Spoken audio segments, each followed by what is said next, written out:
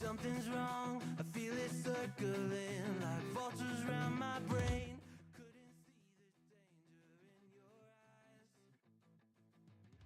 What's up, everybody? Here we are today. It is the recast of the CasaCast. We're once again bringing you some interesting topics to the internet.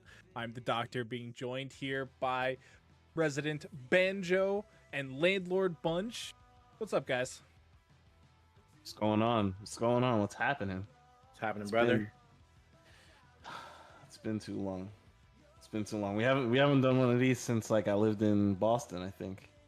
Something like that, yeah. Yeah. That was that when it was just you and I trying to teach each other things? Yo, remember that era when when I got addicted to card games? That was that same time, yeah. That was kind of crazy. What a time to be alive. Yeah, you're welcome. That... Also, card games. Let's not say games. It was one game. It was one game. It was out, and I remember how I quit. Yeah, I know you're playing again. Oh, you've been watching me on Riot Client? No, I just know you.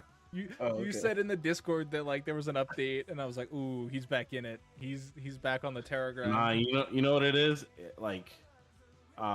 So like the one content creator for the game that I've really been watching, he fell out of my algorithm, and then one day YouTube was just like, yo, you sure you don't want to watch him again? Remember this guy? And I was like, damn, all right, fine, I'll watch it. And he put up a deck that was like really interesting, and then I got diamond on accident with it, and I was like, all right, well, we're here now, so we're back in it. Back in the saddle.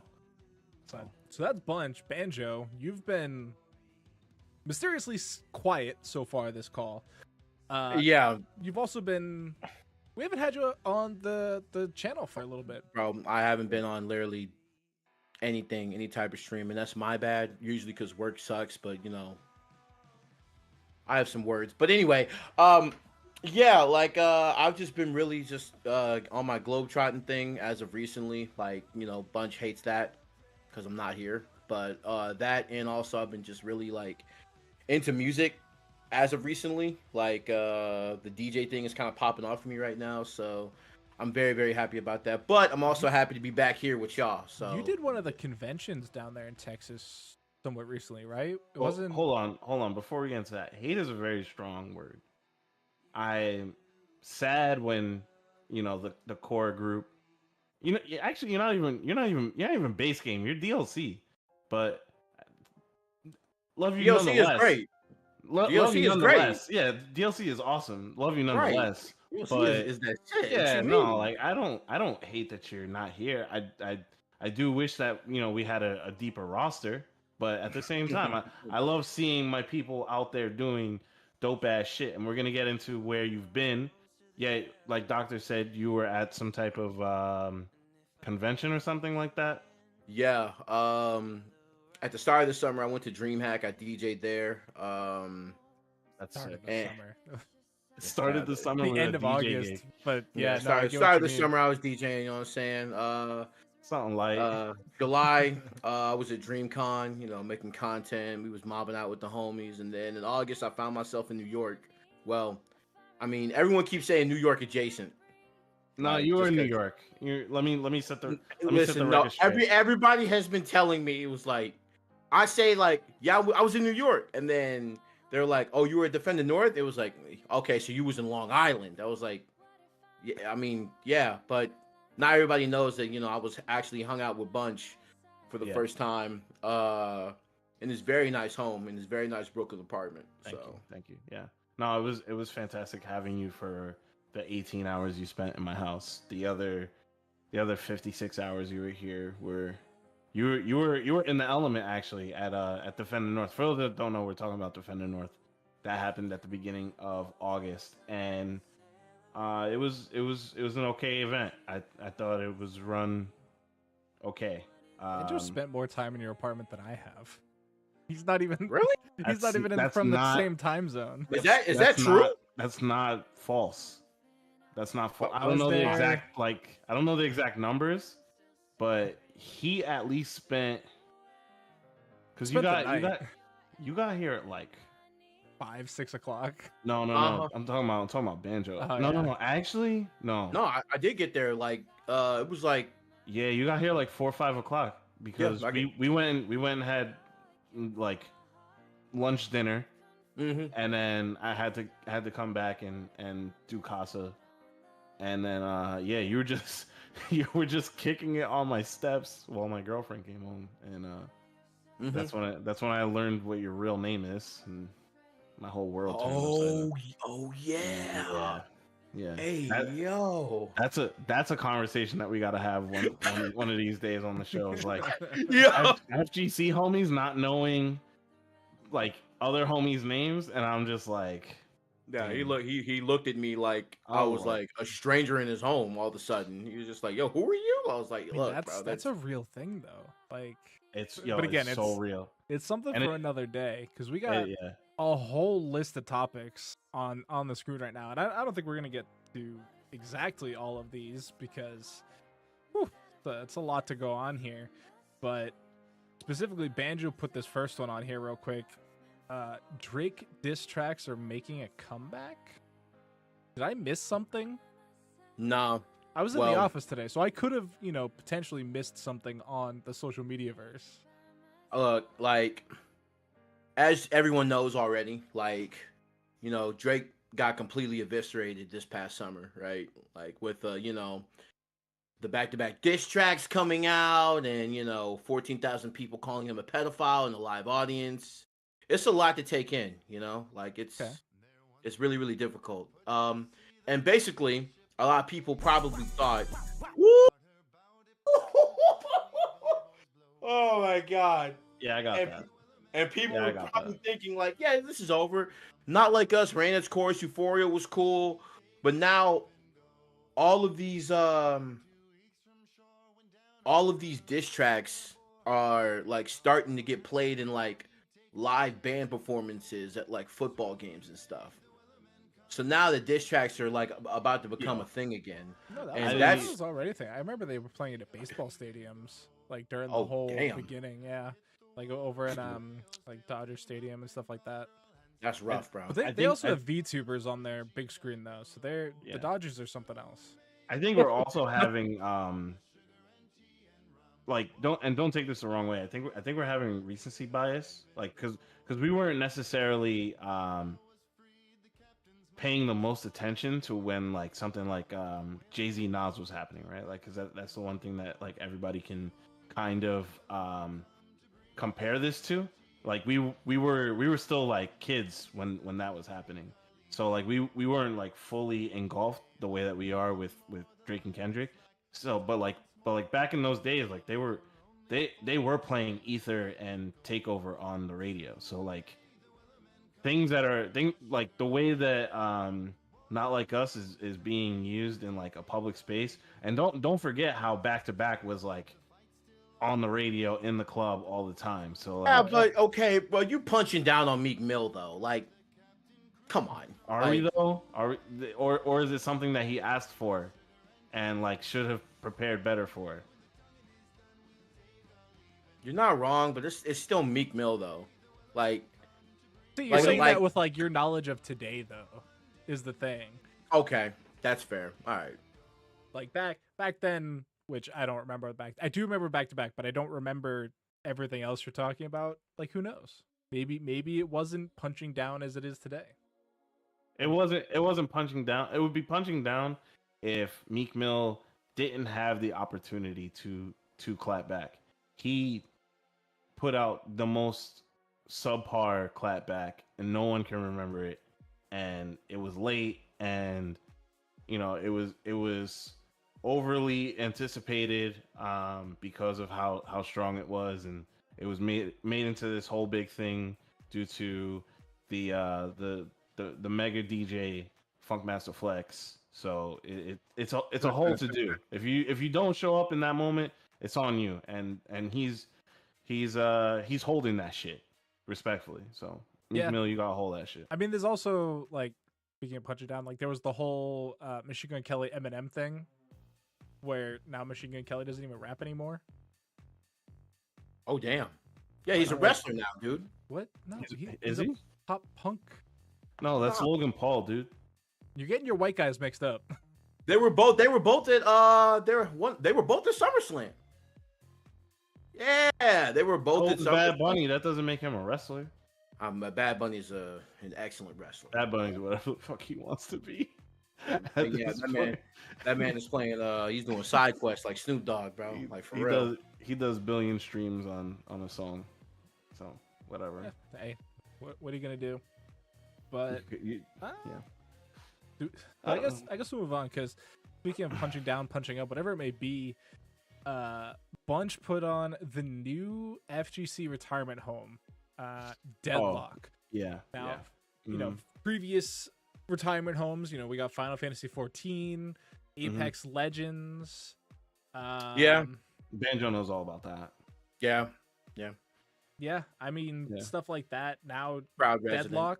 Overwatch for a time when it first Overwatch came out. League of Legends. That would have been Overwatch 2, right? No, Overwatch 1 was like literally it was Street Fighter 5 in February, and then Overwatch came out in May, and then like the that was like 2 months after the CPT for that year kicked off, and it was like what path are you gonna choose? And a lot of people were dealing with the 8 frames of lag. A lot of people were like, "Yo, peep my Tracer, peep my Widowmaker," and it was a real thing back in 2016. And oh boy, is it back? Are we now on a new path of, you know, Street Fighter 6, Terry, or DeadLock? Yo, I'm not gonna lie to you, my stick is literally under my desk, and it has not moved for about. I'll tell you right now. I'll actually pull up Steam and tell you right now. Is DeadLock gonna end up being like a flavor of the month thing? Like I haven't played Street Fighter 6 since August 22nd. Oh, damn. No. Oh, I pulled it. No, that was the day of the show. Since before even that. I was gonna say you might not have touched it since Beach episode.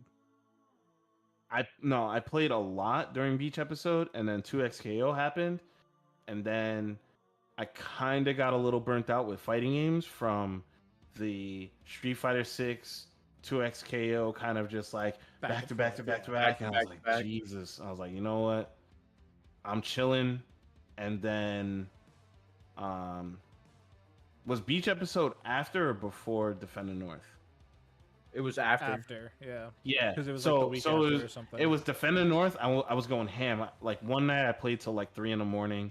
And then I went home, came back, like back and forth from Defend the North in my house was like an hour, and then Beach episode happened, and I was grinding in between pools, and then I was playing 2XKO for a week. And I was like, dog, I can't play any more fighting games. And so I chilled for a week. And then a certain friend of mine that I won't name texted me and was like, yo, I got the Valve Overwatch game for you. And sent me an invite. And I was like, Valve Overwatch game. And then I pulled it up and I was like, oh yeah, I saw this shit. Okay, let's try this shit. Well, so is it? I keep hearing it's more MOBA than like hero shooter. It looks more MOBA. Like than I heard somebody call it Smite 2, which is funny because there actually is a Smite 2. But... Right. So it's easy to make that comparison about Overwatch to DeadLock, but it's not Overwatch. Like it the only comparison is that there's like unique heroes, and then that's where it all kind of just falls out, because like it plays more like League Dota than it does Overwatch. Okay. It plays more like well, because it is a third person shooter, so like it's not as demanding as a first person shooter. It just, but it all feels good. The movement's sick. Like it plays into the hearts and minds of a fighting game player because it has a dash. It has a dash that you can cancel out of with a slide or a jump. Heard That it's like crazy, like complex, like the the skill movement is trees and like everything yo else. the movement is super complex, and then the skill trees like the first day was horrible.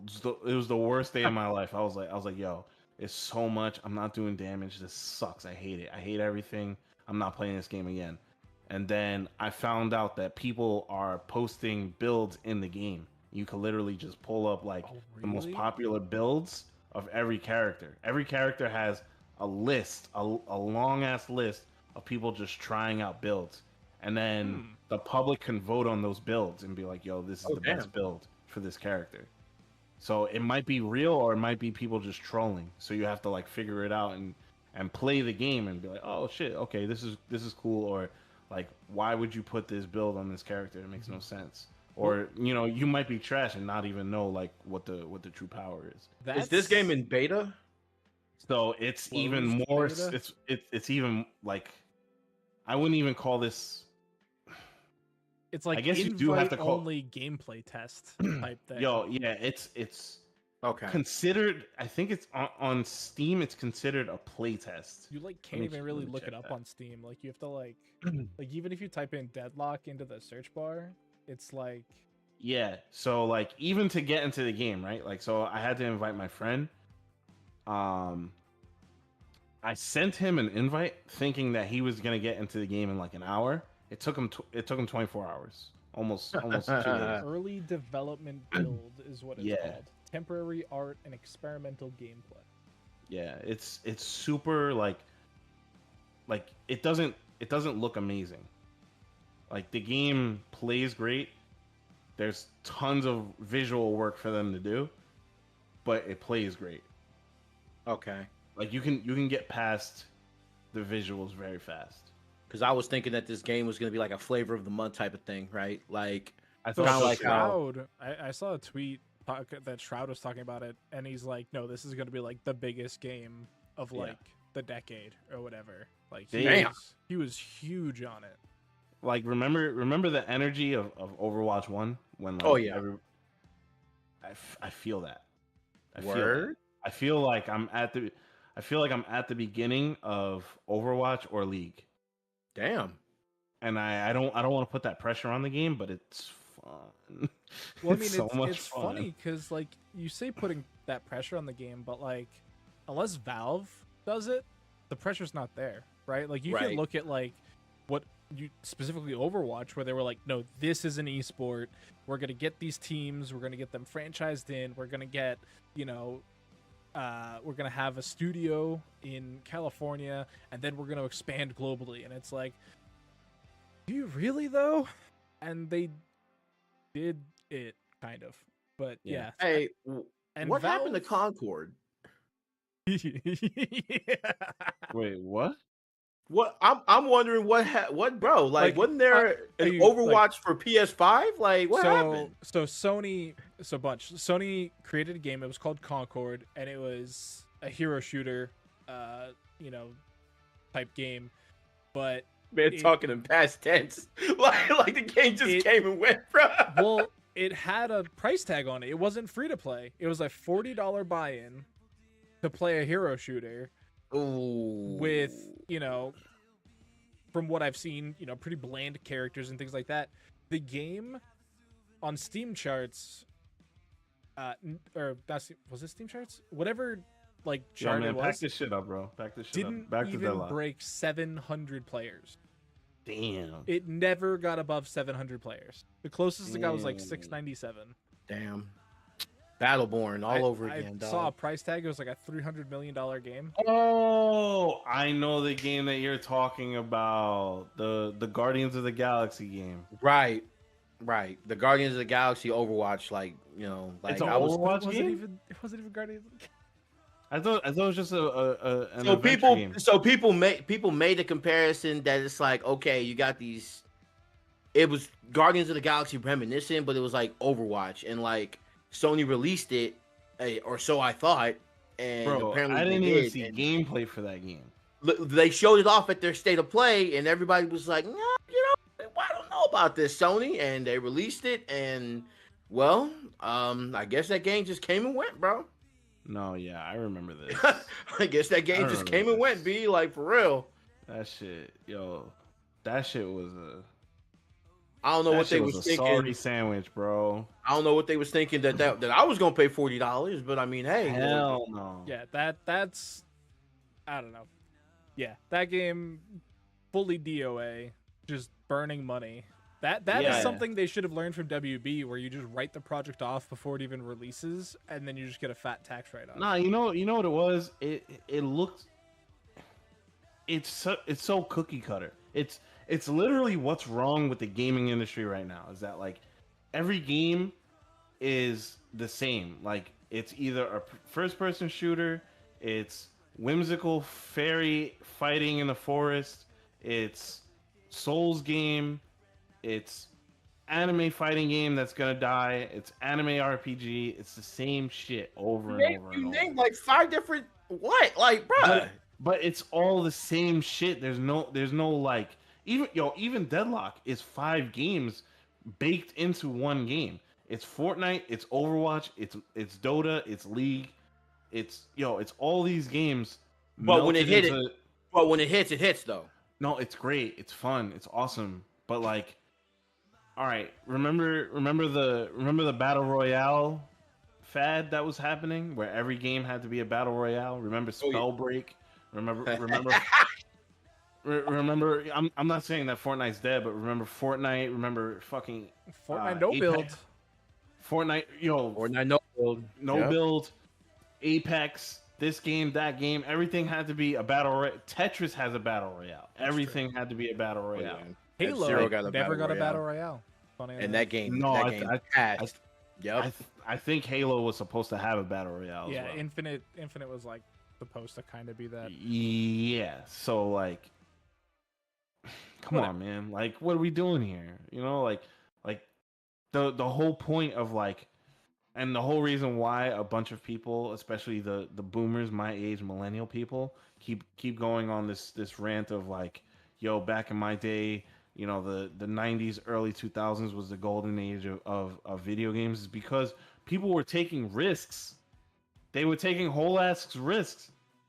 Okay, and it was paying off. Yeah, the difference is because Sony just spent $300 million on a risk in it. But right. Here's my thing is that like we can smell bullshit. Yeah. You people keep trying to give us these recycled ideas, like, yo, bro, just Sony, if you're gonna do all that, just talk to Marvel and make the Guardians of the Galaxy game. It's the same shit, man. Like, stop being weird. There was an actual Guardians of the Galaxy game. That was very good. That people like actually took a risk on. No, I'm sure. And then barely anyone played it. Like, yeah. No, I'm sure, but it's like, and then not to mention, like, but we that can should say be no, but like that should be your sign. Like, yo, maybe we shouldn't go down that path. How did the last Guardians of the Galaxy game do? I find it just interesting that we can sit here and say, oh, hey, like, we're doing the same shit over and over again, but literally, like, the timeline was on fire when that Capcom Fighting Game Collection 2 trailer released. You know what I'm saying? Never even heard of half of those games. That's because you don't play fighting games. But like for me, those games, like all these collections are fire. Capcom must have figured out the formula, because they said, all right, well, we took a creative risk on Dragon's Dogma 2, right? It didn't sell the way we wanted it to, so we're just gonna go back to what we know. And he said, hey, remember these fighting games that, this Project Justice? Remember this Power Stone? Well, here's rollback netcode, bro. They just looked at what people were playing on Fightcade and were like, what if we just charged people for this? Yo, that's actually my theory. Play the game. Like they're like, how do we get people off of Fightcade? oh, just re-release them. Just give them the same games. Yeah, just give them the games that they actually want to be able to be playing on the console, and if not, then they're gonna go find their own way. Bunch, is there a particular game in that collection that you're excited about? That's not Marvel. In the Marvel one or the CVS one? In the Marvel one and the CVS one, like both of them. Like, is there a game that you're waiting for? So the Marvel one, I really want to have. I really always wanted to be able to sit down and learn Marvel 2 the right way. Like it was my childhood game, and I never had a stick to learn during that time, and then by that time I was already moving on to other things. Right. And Marvel 2 is probably like my most watched fighting game, but I don't know how to play it. So for that one, it would be Marvel 2. For the CVS one, it would be CVS 1. Okay, word. Yeah. Word. Like I said, Capcom, they got it figured out, bro. They just, I don't know how the rest of the industry hasn't, but like, you see all these re-releases all the time and these remasters, and it's just like some of them, Capcom has especially been cooking with this. So I don't know if we can just sit up here and say, hey, I don't know if we can demonize the video game industry for doing the same shit over and over again, when literally we love it when they do the same shit over and over again. I think it has to do with how it's packaged, right? It can't be this like we have all right, so let's take The Last of Us, right? That game is on 3 different consoles, remastered on 2 of them. So they have like the point, right? It's like, all right, cool. We had an amazing game, a pretty good sequel, but the first game is amazing. All right, let's port this to the next one with better graphics. All right, cool. Then they wait a few years. All right, so let's port this to the next one where the boundaries of graphics are less limited, and we can actually open this thing up and see what like the possibilities are, and we can use that as a playground, if you will, to see where we can take the level of gaming. That's cool, fine and dandy. You don't have to buy that game. The game's already solidified, done.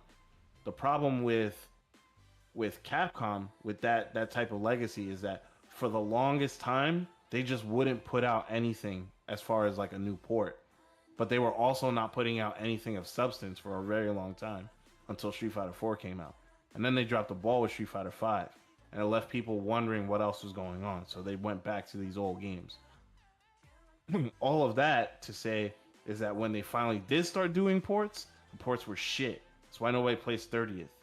Like, I would love to be able to not have to use Fightcade and play people in Third Strike a legitimate way, but it's not good. Everybody that I play Third Strike with, they like gag at the idea of me bringing like a 30th setup to a tournament. Well, they just want to play on cab. Yeah. So yeah, I think that's enough about old fogies. Speaking of tournaments, though, for sure, there was one this past weekend. Yeah. Cream squared or whatever it was. No, Cream C3, bro. C3. Bro, you're gonna get me in trouble, bro, because they're gonna be thinking I'm talking shit. Because I do talk shit about bad tournaments, but I also give praise to those good ones. Yes. So this from one, Cream City Convergence, otherwise known as C3. From what I saw on the stream, because I did get to watch it, I pretty much watched the entire thing for C3 Cream City Convergence. Looked pretty good. There looked like there was plenty of space. It looked like everybody was having a good old time. But we're gonna get more into that with our special guest today. Did we announce him yet? No.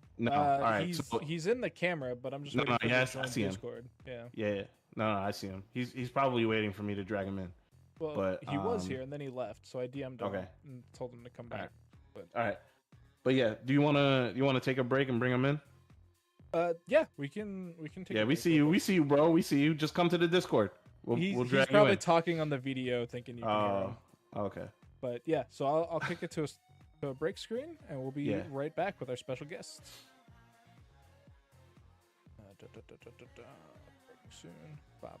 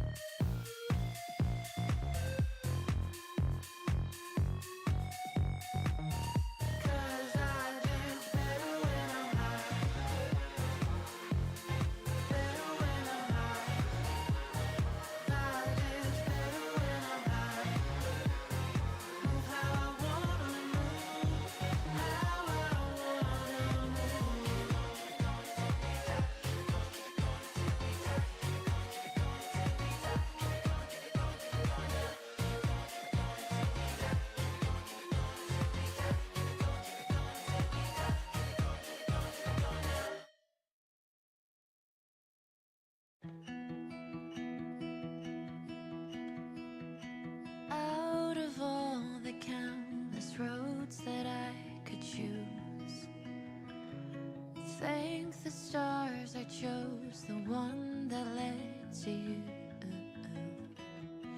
Bring the unexplored, the reckless and the new, 'cause nothing scares me anymore. How the sun lights up the moon, wax or wane, I know I'll see you soon. Ooh, I do.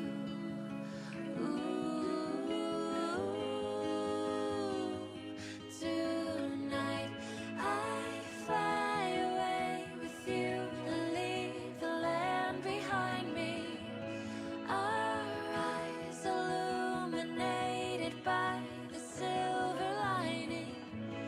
Two hearts, one sky, to the morning light. This is the dawn of our life. Life may bring us harder puzzles to resolve.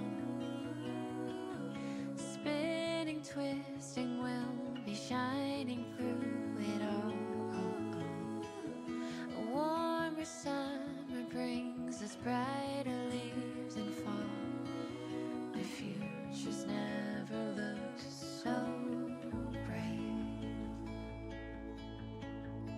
How the sun lights up the moon, wax or wane, I know I'll see you soon. Ooh, I do.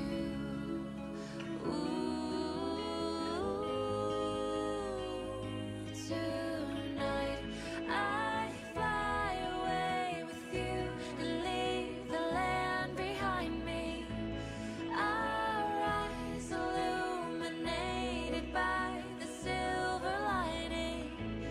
Two hearts, one sky, to the morning light.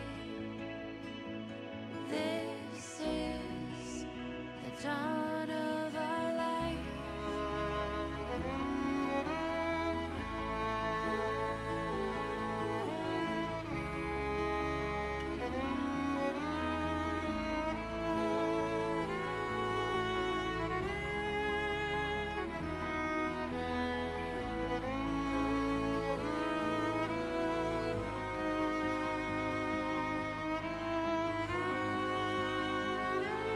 Tonight I fly away with you and leave the land behind me.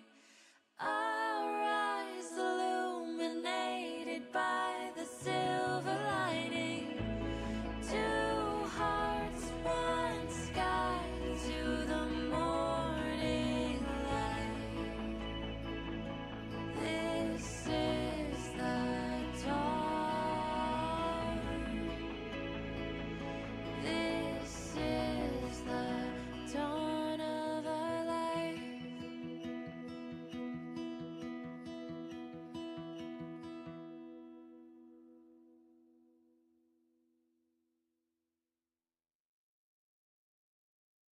I dance better.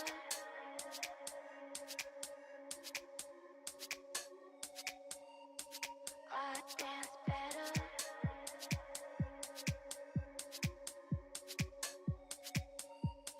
when I'm high.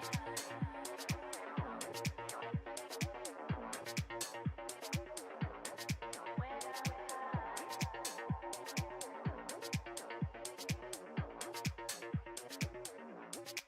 'Cause I need love, breathing in the heat, rolling to the beat. I want it in my chest. I dance better.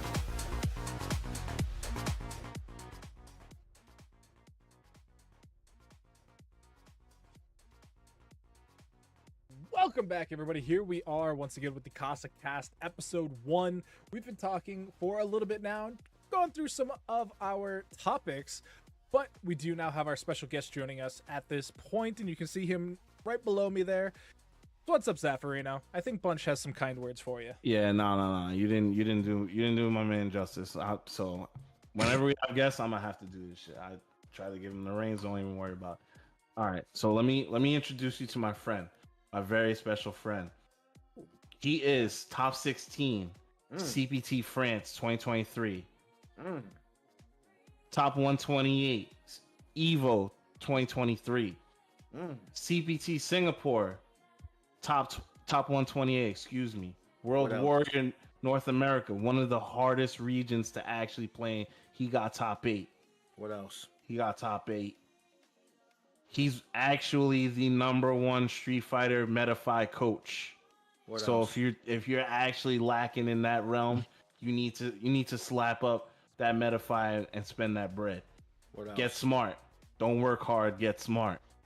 I'm talking about the coach of XG. He's down there in the Caribbean. Talk to him. Coaching these boys, trying to get to that him. gold. Let's discuss with my friend, the one, the only, Fei Long Master, Sagat Master, Let him know. Jamie Master, Zaffarino. Yeah. I like keep going. I think On the no, I building. didn't keep going. I didn't get a Kuma yet. I didn't get Bison yet. It's okay. We're working on that. No. You're known for that, Jamie. You're known for that, Jamie. Recently Season 3. signed as well, right? No, No? that was actually a one-time event. Okay. All right, Yeah. good. Yeah. All right, so yeah, they're happy to have you. They're happy to have you, not the other way around. Right.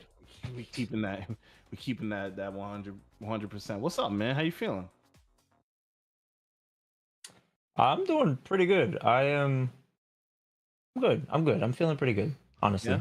And Okay. yeah, I'm feeling good. You know, there's always work to do in all Oh, yeah. aspects of life, but I'm trending in the right direction.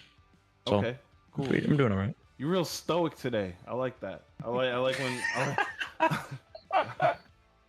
I'm sorry, I had to couldn't keep my composure there. That was 10 years of friendship in that joke. You're real fucking stoic right now, man. Usually whenever I see Zaf, I'm like, we do the typical bro bear hug, and then like one of us tries to judo throw the other one, and then It's usually you doing it to me. yeah. 'Cause Yeah. I definitely overblow the hugging situation with all my dear friends. So yeah, but man, we definitely wanted you to be a part of this conversation because you were an attendee of a new event, or I mean it's not new, but like the first CPT well, no, it's the second New CPT to the event. tour. Jesus. Franco, you got me, right, dog? Franco got me. If nobody got me, Franco got me. All right, so you went to C3. You went to Cream City Convergence over in Milwaukee. Shout outs to Lizardman and the Midwest people. Start from the top, man. How did it go?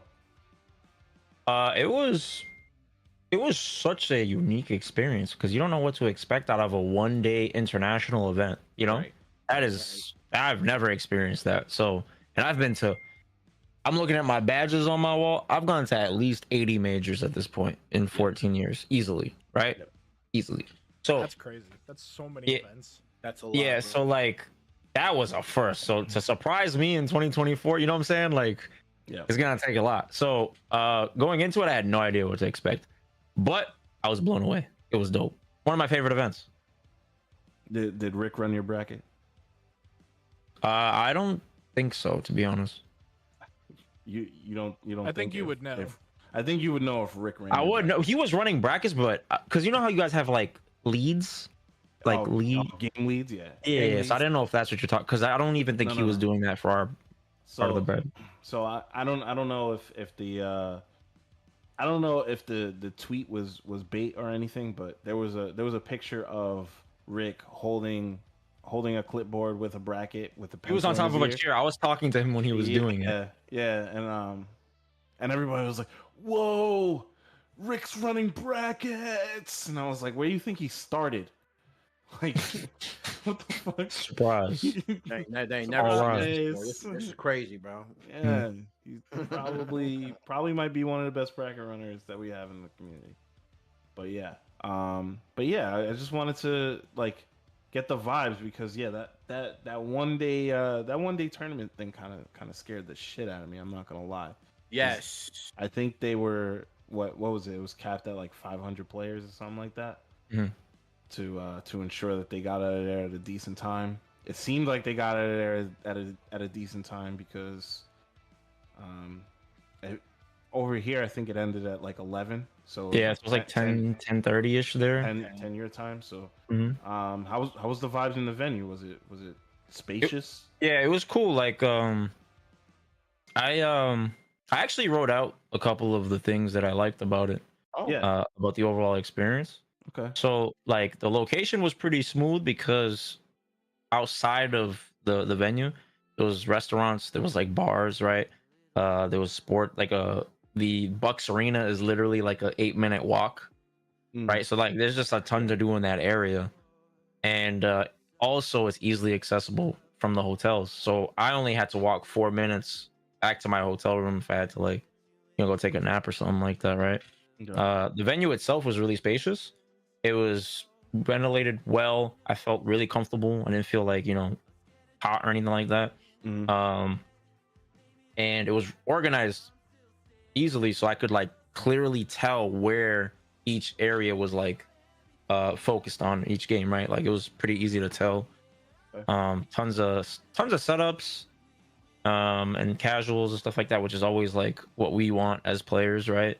Just to be able to play, because we all get into this essentially a melting pot event where everybody from all over is coming together. We don't know when's the next time we're going to see each other, right? So we always try to take advantage of that. So yeah, it was pretty smooth, man. It was dope. With a 1-day event though, was there like time for you to take up on the casuals though? Right? Like as a competitor? Okay, so this is the thing, I guess, like these are the cons, which I can't even say as a con because it's like everything has to give or take, right? If you're running a 1-day event, you got to be realistic. Right. So they had pretty small downtime between the pools. So yeah, you could the casuals was like you started to get a lot more setups, I think, like after the initial pools were over, once it got into like top 96 area, right? And then that's when you could easily get some casual sets and whatnot. I just wish there was more downtime just to relax a little bit more, you know what I'm saying? But it wasn't too bad because again the hotel was close, so I'd get to my room in like 5 minutes, 45-minute nap, come back and play, you know what I'm saying? So it was pretty smooth, man.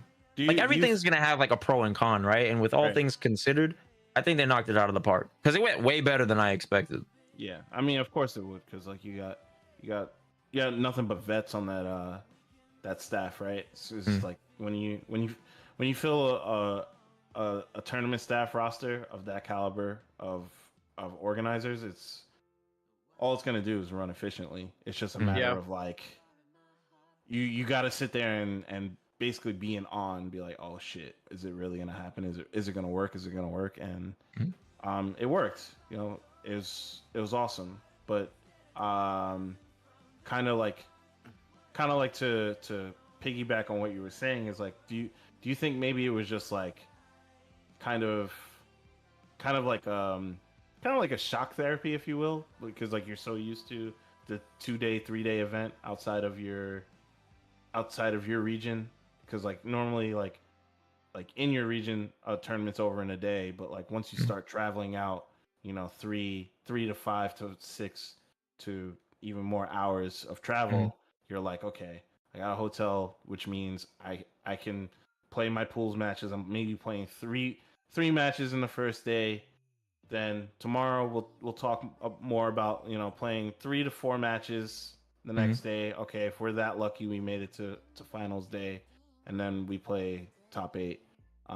Was it more of just like your body wasn't prepared for that, or was it just like it you weren't getting hit by anything. It was just more like, damn, like I just wish that we had more time. Yeah, so it was cool because it was unique, right? So I'm going in there with an open mind. But of course, after it was over, I was like, damn, I enjoyed it so much that I wish it was 2 days. Yeah. Right. But the thing is I think I enjoyed it because it was one day. Because like after it was over, it was just such a different casual vibe compared to what we're used to. Yeah. You know what I'm saying? Whereas like, you know, some people when the day is over, it's over for them on day one. You know what I'm saying? So there's like this weird divide where some players are like, all right, chill mode, but then whoever is left, the last of the Mohicans, they're the ones that are going ham, right? They still have that concentration and tournament killer mode activated. So, but because it was all over in one day, it was super dope. When we went to the bar, hanging out with my boys, you know, hanging out with Idom, hanging out with Shine, with K Brad, you know what I'm saying? And it was just so dope. Like, and I was like so grateful. I was like, damn, I haven't experienced something like this, so I'm really appreciative to be able to, you know what I'm saying? Yeah. Because it was unique. So just the selfishness within me wanted it to go to another day so I could do it all over again. But I think that's the fact that it was within one day is why it was able to be experienced the way it was. Yeah. And So what if- I was gonna say in the usual like 3-day format, you know, people are like, well, a lot of competitors are like just still in focus mode, you know, for that 3-day span, you know, because you know a 3-day tournament, especially a Capcom Cup event, right, is way more grueling, right? You know, especially if you want to make your way to the top, you have to just stay in that focused mode basically the whole time. But the fact that they were able to just do it in one shot, you know, it has because the right people were running it, and what it sounds like because the right people were running it, and because it was like, you know, it had the time span of like a regional event, but it was a major, which is, like you said, something that really hasn't been done before. So, you know, like the fact that you were able to just go out and enjoy yourself, bro, that's actually really good to hear.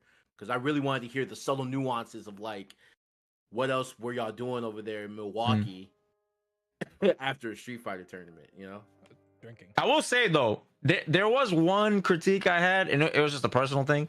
I didn't play my first match until like 40 minutes into the bracket, which was really weird. I've never experienced that. Wait, well, all right, I'm gonna shoot them some bail. So did you have a buy? I did have a buy. Okay. Oh, yeah, okay. that makes sense then. That's probably what it was. Your first the first match probably had a DQ and they couldn't do anything for 15 minutes, which landlocked them into that, and then the possibility of them being on stream, which I think it was the streams because the person I played was playing in front of me when I was watching them, but I think it was them trying to hold matches for stream. Yeah, and that just kind of threw me off because I was warmed up, ready to go into it within like 10 minutes. Yeah, and then a whole 40 minutes goes by and I'm just sitting there. You know what I'm saying? Yeah. So that was a little. Nobody likes cold hands on that shit. Yeah, for sure. Yeah. And I mean, it's a delicate balance, you know, trying to find, as the TO side, trying to get like your stream matches that like are stuff that people want to see, and as the competitor side, wanting to be able to play, in a reasonable time frame. Yeah, makes sense. Yeah. It's fair. Okay, sick. I So like now, that. Like, you've obviously experienced multi-day tournaments with like competing every day. Do you think there's a world where they still have multi-day tournaments, but maybe just finish games in a single day? I mean, that so that already you can kind happens. of get like those both worlds, right? Where it's like, as a competitor, you can have your tough day, and then you get to chill out the rest of the event, but then like you still get to have all of these titles without cramping anything on top of each other. Oh, like for the big. So I'm assuming like you mean for like the big games, right? Because they do that technically, right? Already. Yeah. I'm not saying like for your Sailor Moon tournament to spread that over 3 days, but like right. But like for Street Fighter 6, like if it's reasonable to do it like in a day or two, and then they can have that whole extra day of essentially a convention, right? Do they not? Is that not what Evo is? I thought that's what Evo kind of. Evo is definitely 3 days of competition. If you're like if you're playing Street Fighter at Evo, you're playing for 3 days straight. It's granted, Evo also has like 5,000 Street Fighter players versus C3, which had a couple hundred. So like that's the first thing, right? So it's like it's kind of tough to call because Right. first it's players, it's the player to venue to amount of setups ratio. Like you have to play with those three things and then make sure that each one kind of coincides with the other one. Like if you have a 1,000-man tournament, you probably shouldn't try to do that whole tournament in a day. Like there's just you shouldn't do that, right? But like a 1,000-man tournament online can be done. It can be done because you have infinite setups. Everyone has a setup, so you're not really worried about that. But if you have a finite amount of setups, now you have to get 1,000 people through your door, checked in, played. What was it? 25% of that has to go 0-2. So you have to get 250 people out of your building, and then you have to play the rest of the people. Like you really should just break that up into 2 days, and like heaven forbid your fire code only allows like 300 people through the door. Like I'm just thinking of like worst case scenarios, right? So like C3 was like the best case scenario where it was like we knew it was only gonna be 500 people. That venue could probably hold something to like 700 to 1,000 people at a given time, and the mission is to get it through in 1 day. It's totally doable, but all of those things have to make sense first. Yep. And then you have like the other side of the coin where it's like, what is it, the 2 weeks of Capcom Cup that we're up to now? Where it's, first weekend is, LCQ, you got to run through all those people, and then like a week later you come back for the actual cup. Well, yeah, that's to showcase, that's to make sure every player that has qualified gets to showcase their skills. That's not necessarily like, and also point, it's for almost them, an invitational. It is, but like, it's also to sell ad revenue. So like, you're basically you're telling Red Bull and Pagoda, we're definitely gonna have this much time on stream with your product because this many amount of matches is happening throughout the week, and you can guarantee that when you're saying, I know that I'm gonna have 48 players for this time frame. Yeah. So there's no LCQ this year, right?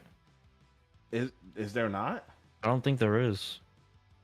That's a choice.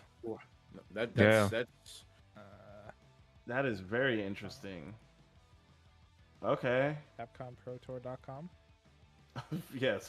Doctor, please verify that, because that's crazy if that's the case. Yeah, no LCQ means that basically the last two tournaments is going to be like a big old bloodbath, because you're kind of the specialist here, Zaf. So I'm definitely believing you when you say that. Damn. Yeah, because I don't remember seeing. How do you feel about that, Zaf? Like no LCQs? Like I have no choice but to qualify through one of the 8 premieres. Honestly, I don't really care to play online, so like. I feel you, definitely. I just don't feel the same fire. So I'm gonna play in it just for the practice, but I don't aim to win any of them or to get. I just don't care. I'd rather win one of the offline premieres. Have you made it far in any of the World Warriors? I got top 7 in the last one. I got 7th place in the last one. Okay, good shit. Yeah. That's good. Playing all Bison? Was it all Bison? I think it was mainly a Kuma. Oh, I mirror match Bison because I beat every Bison. So I just mirror match Bisons. Yeah. So I'm not even joking. I'm not. Because you know what it is, bro? You know what's funny? When I went to C3, right, I saw Problem X was in my pool. I didn't even know until the day of because I didn't care to look at my pools. You beat him too? Yeah, I beat him in the mirror. But but he went Blanca and then he beat me with Blanca. Yeah. Oh, okay. But I was happy because I beat him so bad. He told me afterwards, he was like, usually I'd be mad, but you beat me so convincingly, I had no choice. I couldn't even be mad. No, I was like, yeah, because I play Rico and I play Strider a lot, so like, Oh, word. I'm ready for the footsies, because they both play footsies so well. So it's like it's a very straightforward matchup. It's like the Fei Long mirror. Yeah, yeah, I Yeah. can see that. I can see that. So if you look at the Premier schedule on the Capcom Pro Tour website, it doesn't show an LCQ. It says that there are 10 players coming from the Premiers, but then it only lists 8 Premiers currently. Yeah, so 2 of them are super premieres, Evo, Yeah. right? And I think top 2 from Oh no, the Singapore and Japan are the super premieres. Okay. yeah. So top 2 of both of those events automatically qualify. So That's then weird. You think Evo would be a super premiere, right? Like what? I Which think is I think why they're I just, was- I think they're just calling Evo, but it's I technically guess. treated as a. Yeah, because Yeah. Singapore and Japan are specifically Capcom Pro Tour 2024 super premieres. Like that's specifically the Right. title on the list. I Whereas like UFA, ECT, Blink, C3, and Kings of the World all have like their actual title. I couldn't imagine trying to like qualify, and I'm gonna have to either qualify a Blink Respawn or in Kings of the World. So I'm gonna, if I'm a North American competitor, I'm gonna have to internationally travel like 2 months in a row to try to qualify for this thing. Hey, I Because did there's last no year. LCQ. Yeah. Hey, With no look, I sponsor. say it's a good. I say as a competitor, if you got those, you got those, bro. But like, Yep. I can imagine how much of a gauntlet this is this year compared to last year. There are 38 spots open to World Warriors as well. So if you're a North American player, I gotta scroll hella far. Yeah, so no LCQ, right? It doesn't seem like it, yeah. Yeah, Unless- mathematically, that's 48. Yeah.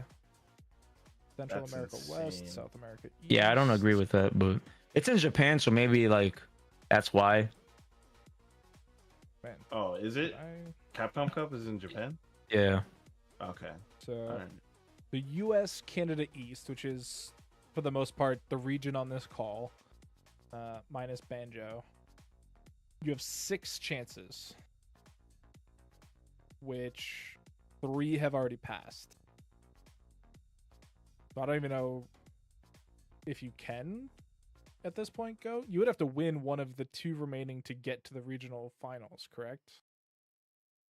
You'd have to do pretty damn good in the World Yes. Warrior. Yeah. Yeah, because And 3 of then- the World Warriors have already happened, which leaves 2 online ones remaining, and then the regional finals in November.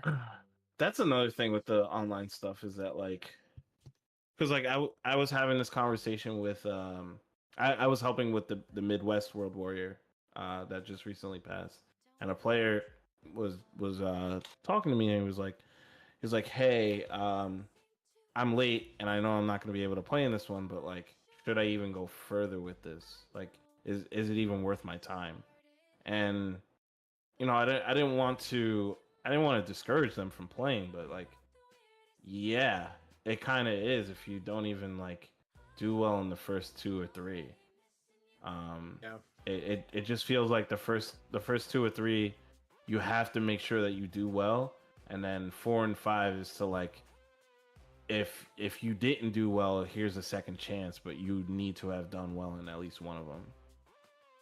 I don't know, like, I don't know if, well, I'm sure that that's like the way that they wanted it to kind of, but it things like that don't build a story, is my point. Like none of this builds like a, yo, damn, like, other than somebody like Mena who has not done well, but that doesn't matter anymore because he just qualified. But yeah, like that was like the one story out of all of them. It just, there's no storyline, there's nothing to follow. Does the FGC really care about storylines? Let's Yeah, be real. 100%. Yeah, 100%. 100%. 1,000%. Are you That's how you kidding me? connect. It literally the reason why I want the point system to come back is that, like, yes, it made things more grindy, but it gave me something to follow. Like, I'd be able to be like, okay, well, Zaf got this he placed here in Milwaukee, whatever it was, and all right, he got 30 points out of that. There's still a chance for him to do well if he goes to these other events and All right. places significantly better than that, but there's still a chance. there's still something for me to follow with this player. Okay. Yeah, It's I like mean, the- storytelling is in human nature regardless, right? Like Yeah. that's just a human thing to want and to do. Yeah. And, you know, it's in like esports there's like two kinds of storytelling. There's like from the producer, right? Capcom, Riot, Valve, whatever that may be. And then there's the grassroots storytelling, you know, the people that go to the event and interview players and post it on YouTube and stuff like that.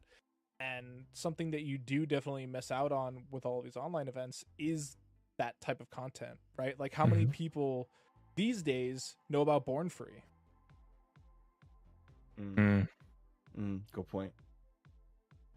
Yeah, they're just there's just something to, you know, there's something to follow when there's something about a scoreboard or a ranking system. You know, I can't say power ranking or I'm gonna get jumped on Twitter. But yeah, there's bro, if we just had a ranking system, everybody could be like, okay, this person is the best right now. I definitely wouldn't mind it for this game. And I mean, there is a way to do that with the World Warrior, but you have to go through like 5 different tournaments, add up 5 different things, and it's just a lot.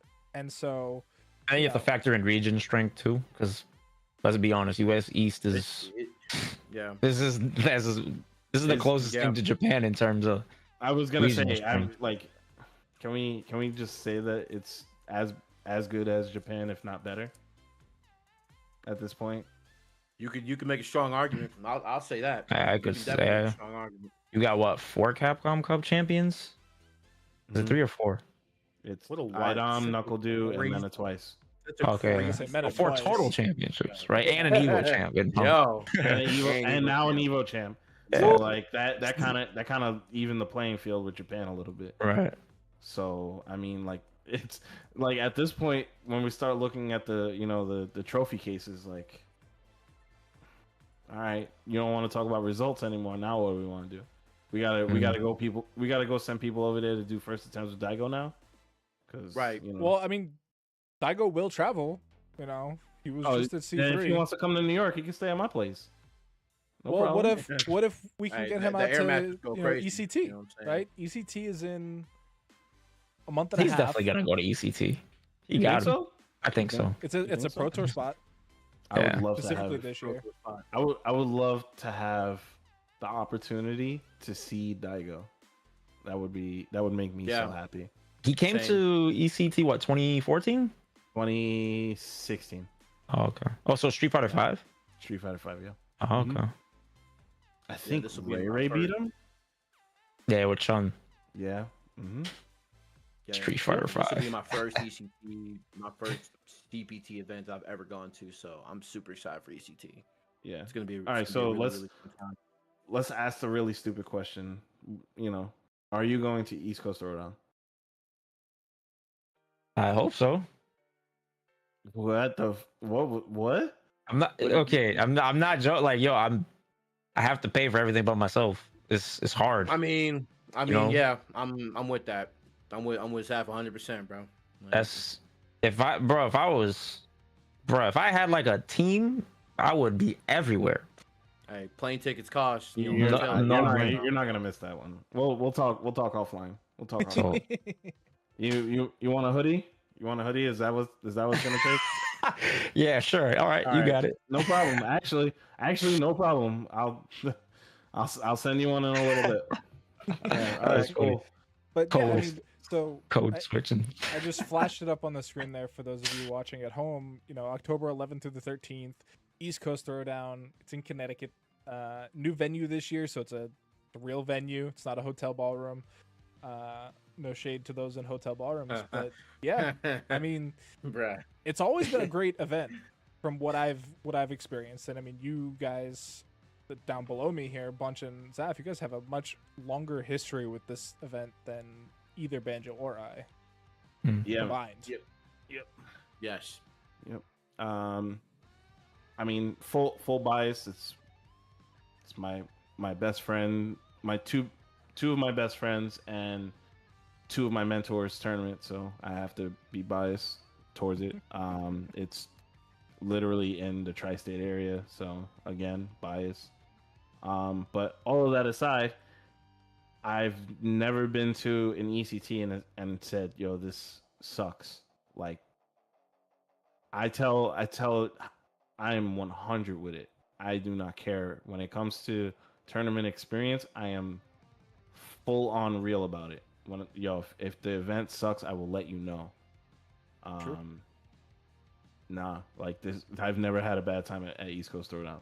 And if you're a Street Fighter player, and if you even remotely care about being the best in the world, you have to go to East Coast Throwdown this year. Quite simply. Really, any year, right? Because you were just talking about how the East Coast United States is so good at Street Fighter. They all show up to ECT, right? Like you have every region, and it's on the coast. They go to ECT. Like why would you? Yeah. Why would you not? Yeah, if you're a competitor, you're gonna be fighting for your life. Guaranteed. No, that tournament is.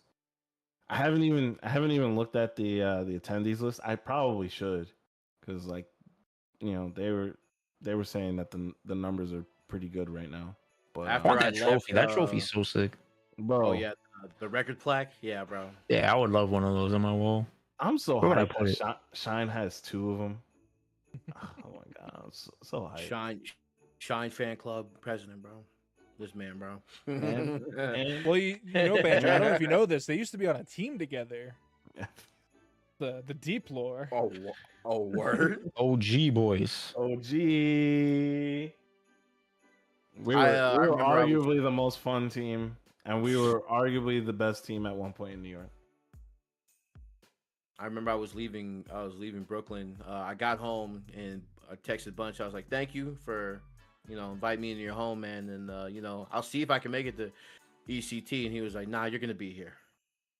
Come through anyway, bro." And I was like, "All right, this sounds about right, bro. And considering I hate my job, and yeah, I'm gonna be there, bro. No problem." Banjo, No problem, you need bro. a job to get there. Like flights cost I mean, what do you money, think? bro. I mean, hey, look, I've been working. I've been working at that job. I hate the place, but I still been working. Hey, You know what I'm hey, saying? a bus will get you there, bro. Nah, bus? we're not doing that. I saw that small taste of public transportation on the Google app or whatever. No, bro, we're not doing that. No. A bus Boys will told me get to you take there. told me to take a train from Brooklyn to Long Island. The thing said 3 hours. I said, nah, bruh, we're not doing that. Well, that's because you're taking, multiple trains. Yeah, it's Well, a Yeah, train bus into from a Florida train. already, East bro. You'll Coast. be good. Yo, No. a train into a train into a train into a bus. Nah, you good. You just throw a 3 ferry hours. in there too. Wait, there's nothing direct to CT. Oh no, from New Banjo's York. in Texas, Zaf. So he's cooked. For a Oh, bus. I thought he was in New York. No, He said Brooklyn. I'm not No, going to he- be he in any visited. vehicle for 25 Oh, hours. okay. Yeah, he came I up flew- from the north. I flew up on the plane, bro. Yeah. Oh, okay. Yeah, Banjo's very far away. No, but still, like New York to Connecticut, definitely in one train. Hartford A this night- year? There's definitely Yeah. a direct train. I'm sure Amtrak. Look up Amtrak's. I'm pretty sure we can get there pretty easily. I'm not getting in no train, bro. Like you told me that we was riding together. Like you No, told for me- sure. But like you, For sure, but you're also acting like this a train hoe. though. You're acting like a hoe getting to New York right now, so I have to make sure that your accommodations are great. Hartford. Anyway, I'm about to hop on Spirit. We gonna meet up in Brooklyn. We gonna, you know what I'm saying, chill out, and then we in the car, bro. I'm not taking no ferry, no bus, no train, none of that, bro. We're not doing none of that. Yo, I'm not ferries even are taking nice. no. I don't know. I'm not even taking an Uber. So Bro, no, you I'm sound not doing privileged, that. bro. Yeah, yo, it's crazy, right? How privileged these kids are. It's not privileged. I'm with you, Zach. It would costs money. Yo, It would yo, only cost be like money. an extra hour, bro. yo, Zaf, remember Combo Breaker 2019? They don't know, man. They don't know. They weren't there. They weren't in the Uh, trenches. For That was the 25 trenches. bucks, there's an Amtrak that goes from Hartford to New York, and it's like a 3-hour train. 3-hour train is crazy, bro. What? That doesn't even make sense. Yeah, it actually took me 3 hours to drive to Hartford the other day when I was going up to Boston. Yeah, 2 hours and 44 What? minutes. Without traffic or with traffic? No, $25. It was without. It was without. Yeah. What? So it's Yeah. closer to me than it is to you. Yeah. Yeah. Mm-hmm. Yeah. the new Wow, venues. that's crazy. I didn't know that. $25 for 3 hours. That's not. Oh, he's changing his Banjo, mind. You see that? don't See? don't See? get Look hype at him, about man. American Look at trains. him, bro. I mean, $25. You know, is And you're not Bro, driving. You're hey. chilling. You could literally sleep. You could roam. Hey, American Hey. trains are ass. I don't care what nobody says. I took an Amtrak from New York to Boston once after taking the bus from Boston to New York, and I will drive those 4 hours. every day of American the week. trains. Yeah. Yo, the American lobbyists like just blocking us from getting Deep fried us. getting bullet trains. Dog, I just want to talk. the dream, bro. I just want to talk. Just come to Step your outside front real lawn. Yeah, just come out to your front lawn, bro. Nah, They were don't talking about What's crazy They were is talking about so take in that fleece 20 off. I don't want to get that shit dirty, bro. In 2021, the Casa Crew drove to Chicago That's true. in 17 hours or whatever. Yeah. And what's Oh. crazy, the train would have been an extra 8 hours. Oh, I know. I Wow. know. No, I experienced it. that. Wow. I experienced it in real What? time, Yeah, like I could take a train for 24 hours and I'm chilling on a train. Sure. bro. Me and Zaf got off the train because the bus was gonna get us to Boston faster.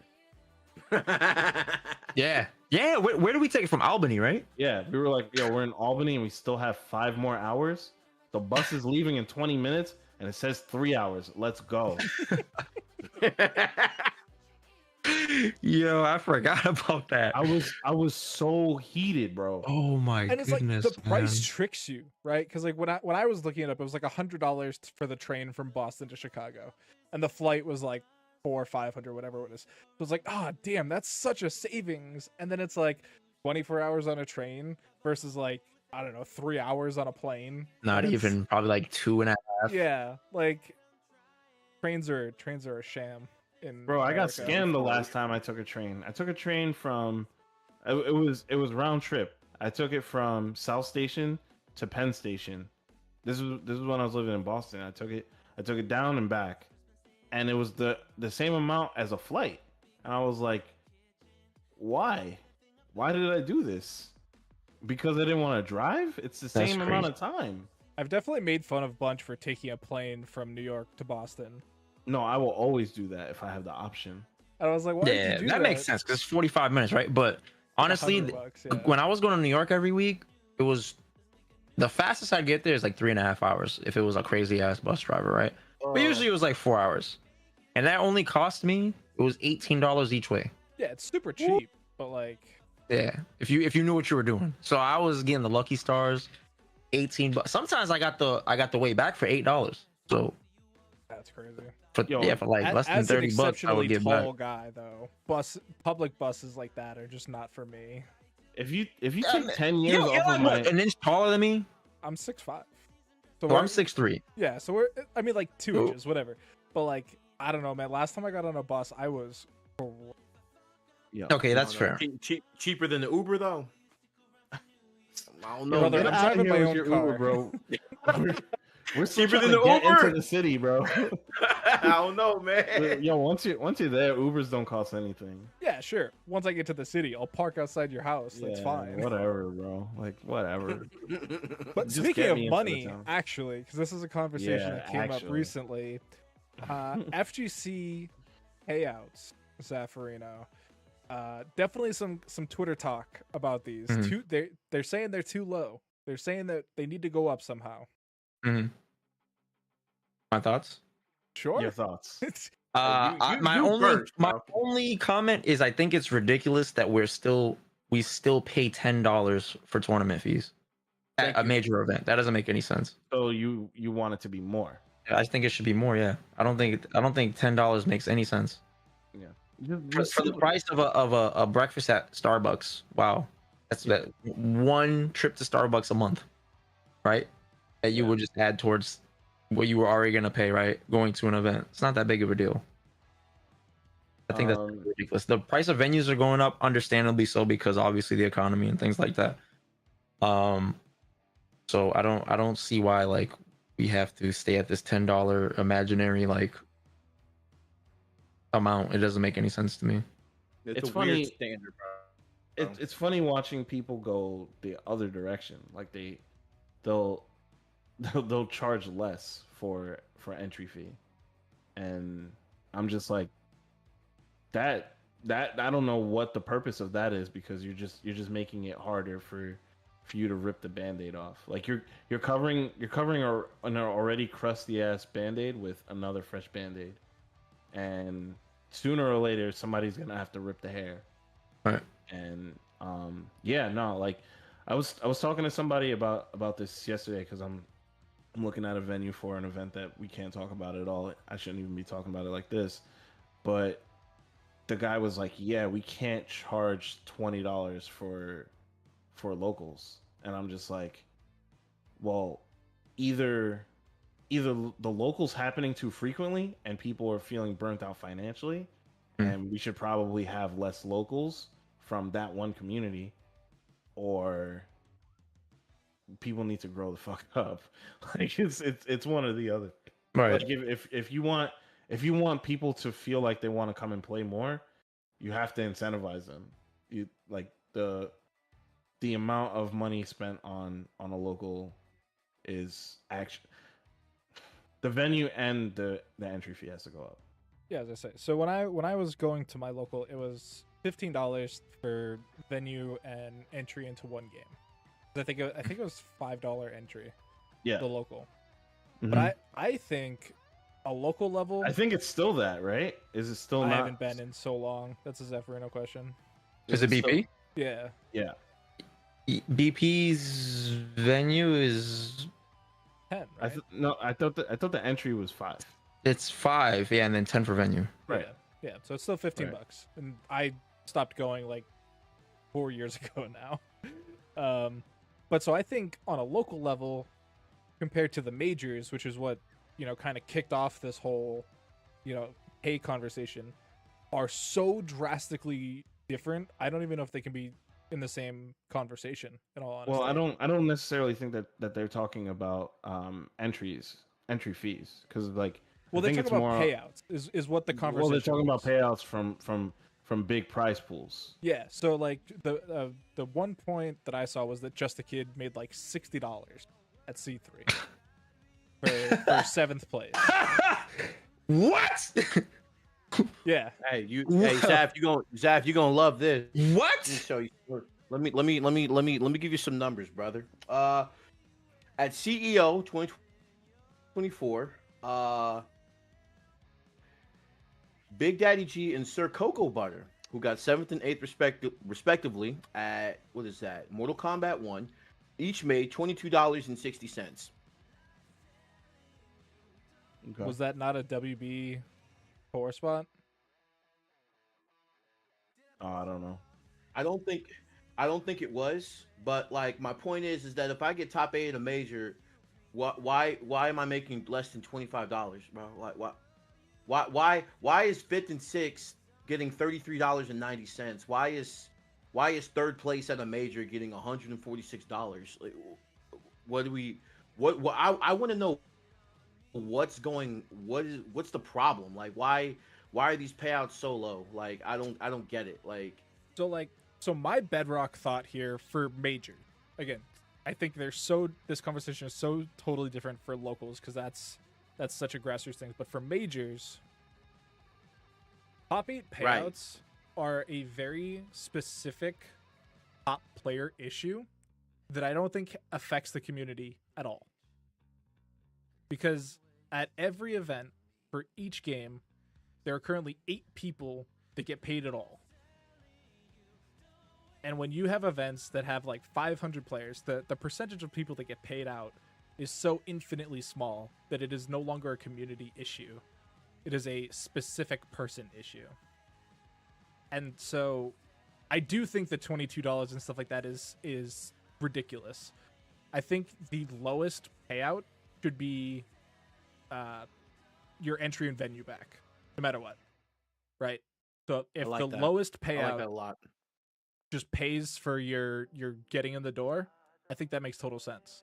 Yeah, but here's the thing: is that all right? And I'm gonna basically like I'm gonna play devil's advocate, even though I kind of agree.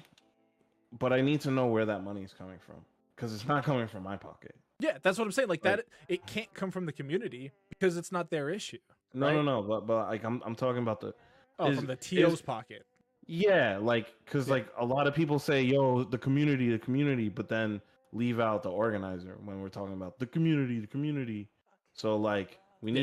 need to draw that line in the sand right now. Like, No, I am I agree. part of the community, or am I going to be the organizer that gets left out of the community talk? Because I'm not going to make sure that you get your venue feedback because I'm already in the hole Yeah. getting the venue that people are complaining about that it's too crowded. No, I agree. In a perfect Mm. world, I think it comes from sponsorships. In a perfect world, right? Like you can sell Again, enough ad but- rev. But like again, we come full circle. It's like, how am I getting these ads or anything when we're dealing with players who refuse to do content, who refuse to make themselves marketable? So like you That's have to huge, actually. Yeah. you have to show up with a reason to have, like, I need to be able to sell you as like a commodity. Yeah. Mm. It can't Which- just be like a, yo man, doing this tournament Daytona, and you know like Coca-Cola is gonna look at me and be like, okay, like, so Zap, is that what you think? Do you think the FGC needs more people like that? More, I don't want to use the term like, well, I guess showman, right?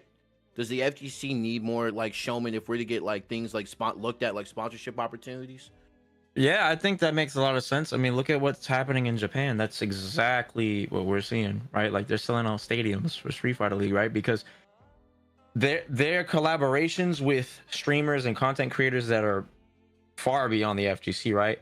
But that merger has catapulted some of those players. Bro, Naruto, who's like the best Jamie, right? Bro, he has like 3,500 viewers on his streams now. That's insane. Yeah. Like, and I'm so salty because I missed Sajem's The Sage and thing Slam. signups. I didn't. Yeah. Somebody told me about it, and then I was like, oh, I don't know what that is, but I'm gonna look into it. And I forgot about it. And then I saw it, yeah, and I was like, that's a ball drop. But we definitely gonna get you in there for season 2 for sure. yeah, I hope so. He But- spins the block on those pretty fast. Yeah, Like he I did mean, he did 2 Tekken ones very fast. It's a very successful program for him, obviously, and the feedback has been pretty spectacular from what I've seen. So, yeah, there'll be a season 2.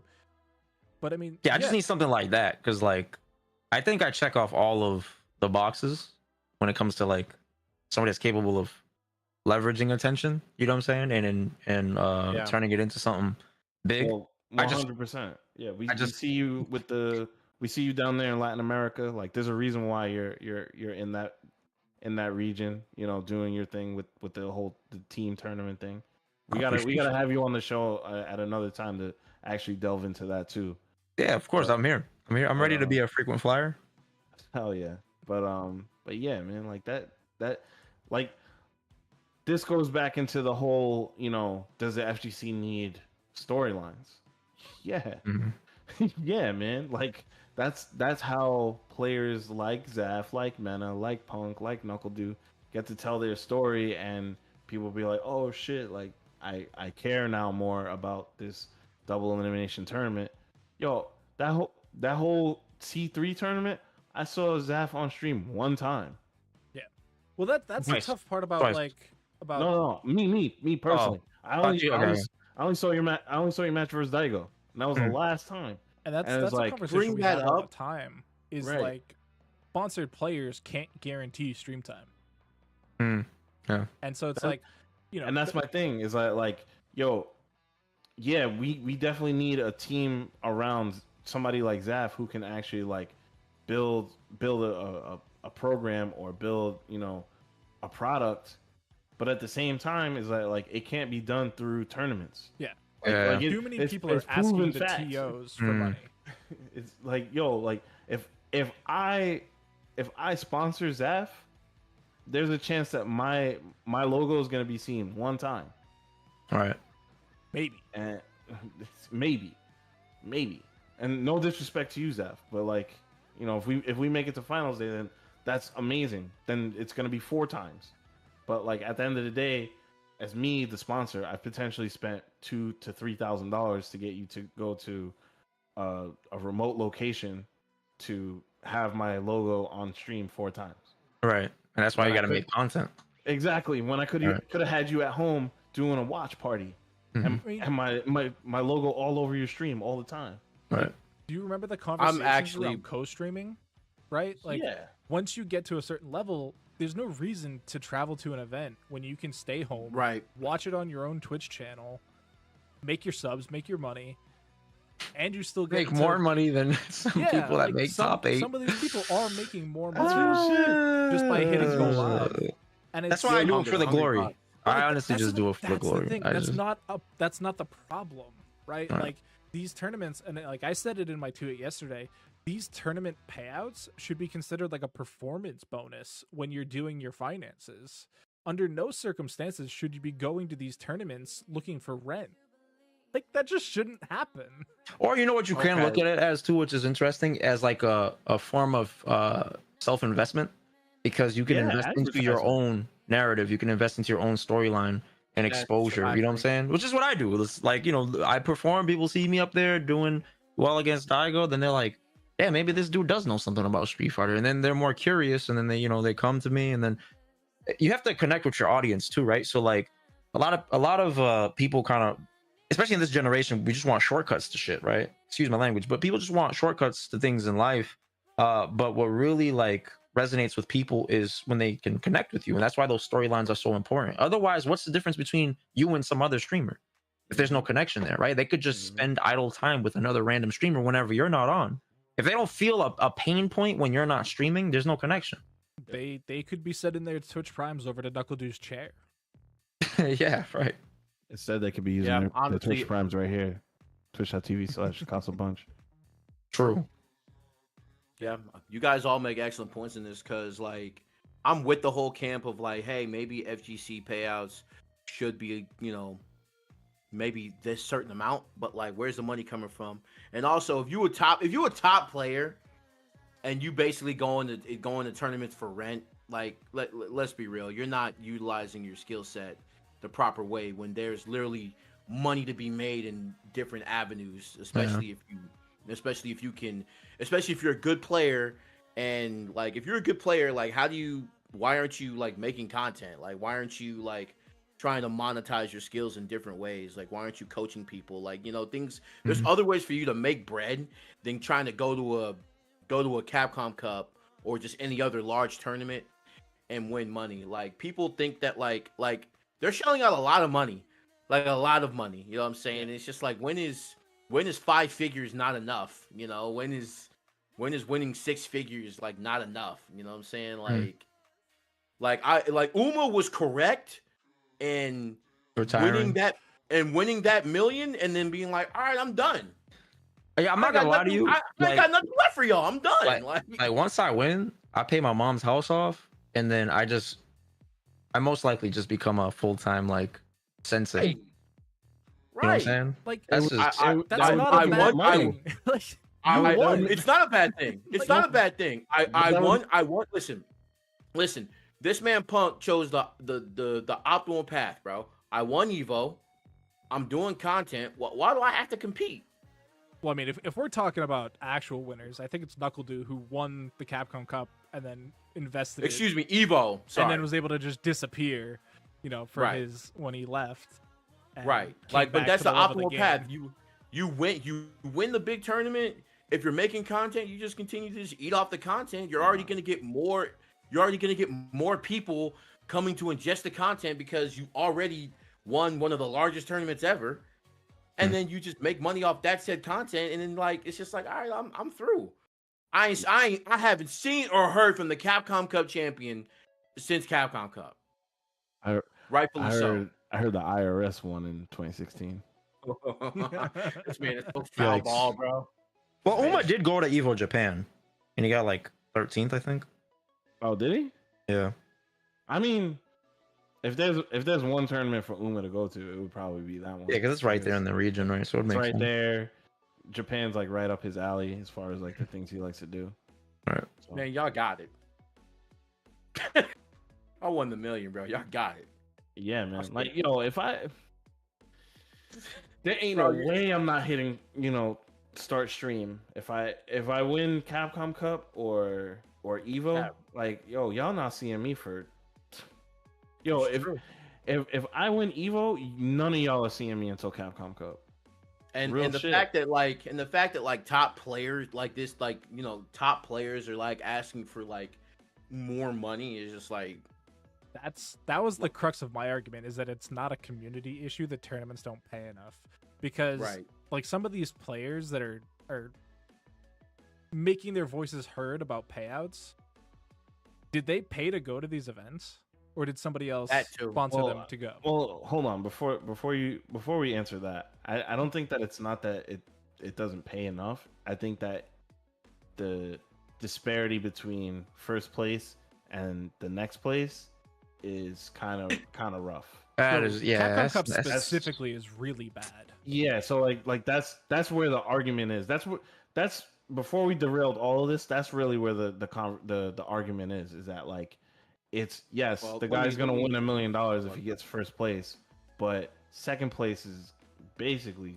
screwed. Like 100K this year. $950,000 difference. Isn't it like 50K for second place? I thought second was 100 this year. Is it 100? Let's go back. I feel like it's 50. CapcomProTour.com. Rules. Rules. Cap. Disparity. I want to see the payout with my own eyes.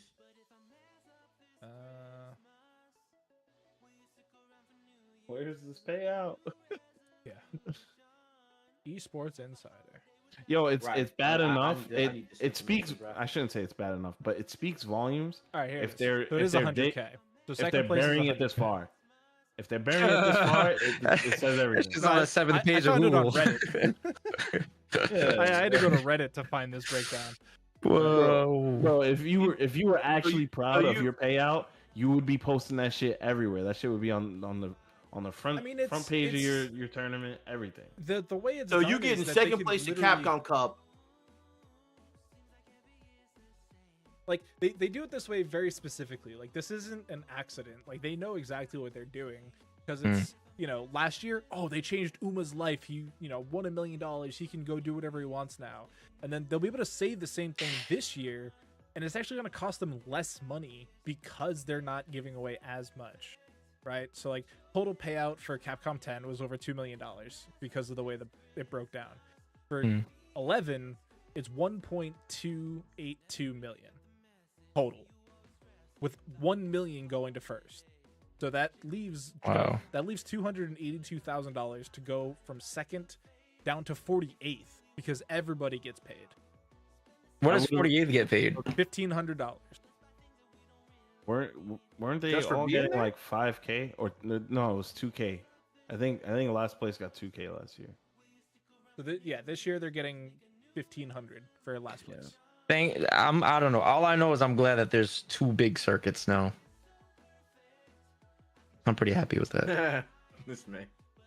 Yeah, I mean, like that's another thing is, like I remember in Counter-Strike, way back, people were complaining that there were too many leagues going on, because every team was a part of every league, which is its own issue. But like once those leagues started getting more and more money, the teams were able to prioritize different leagues, right? And so, if that became a thing here, you could focus on Capcom Cup, or you can focus on this other high-paying tournament, right?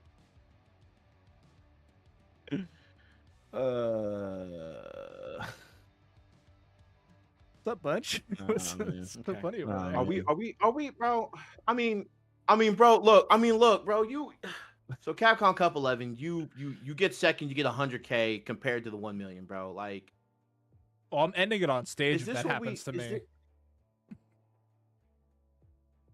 Like, Wait. So you're walking away with, okay, so you get second, and it's just like, Like, I get Oh, I okay, get okay, like okay, not okay. getting 900. I get like, not winning the million, but like 100K, like Look, I'm I not don't saying know. we're not saying it's Maybe it's bad just money, Banjo. We're not saying that. But I imagine, know you're not saying it's bad money, but like, okay, yes, I get the sensation of and the pain of not winning $1 million and then just losing out on well, $900,000. hang Like, on. I get it, but it's still $100,000. Sure. Forget the But second. do you remember the clip from what was it, Evo, with the JP where the spike went the wrong way on Kakaru and he wasn't able to finish the combo? That was Evo, yeah. It was before JP going to sucks. Gamers 8. Mm-hmm. Imagine that happens, grand finals, last game, last round of Capcom Cup 11. And you just lose $900,000 because the game bugged.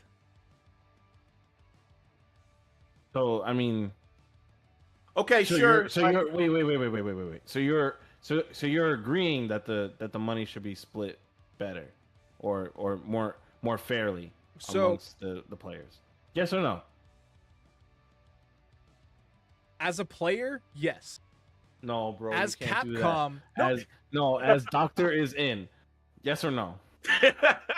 I do think it should be different. I also think that the prize grabbing headlines only works for so long, right? How many years in a row are we going to be super interested that first place gets $1 million when second No, we're place... no longer interested. We're no longer interested because we would be more interested if it was more fair and spread out. Like if I knew that like all I gotta do, and it sounds super corny to say it this way, but like if I knew all I gotta do is make 24th place to get like 50K instead of $2,000, Boy, Fortnite numbers, boy. bro, I'm like, all right, cool. Like let's actually get like let's get into the mix. But like straight up being like, yo, hey man, I know you worked really hard to get here. Here's $2,000. Like, whoa, what do you mean? What do you mean? I think Ace King Offsuit did it like the best way, and it was like the only price difference was that it was gonna cost Capcom like 10K more. Yeah. But like everybody got a fair amount of money. There's any number of different ways you can cut this prize up that make more sense for the community. And Capcom is doing this very specifically so that they could say they have a $1 million prize pool. It's very specifically on purpose, in the same way that like the Valve Compendium was bigger every year, and they use that as like a marketing tool. But it's not only saying that you have a $1 million prize pool, because you can say that while paying people fairly. The actual verbiage is we have a $1 million champion Winner, right? Yeah.